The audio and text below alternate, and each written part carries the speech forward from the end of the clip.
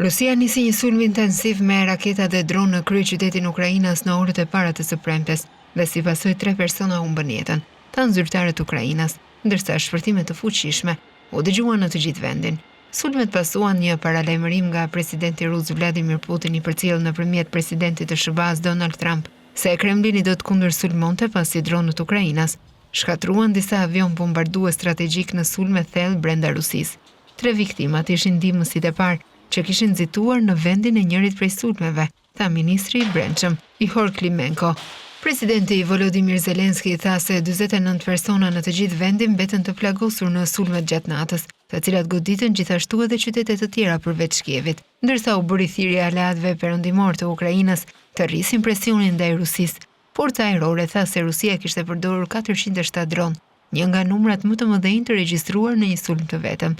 Sistemi i transportit metro të Kievit u ndërprer nga një sulm rus që goditi dhe dëmtoi shinat midis stacioneve, tha administrata ushtarake e Kievit.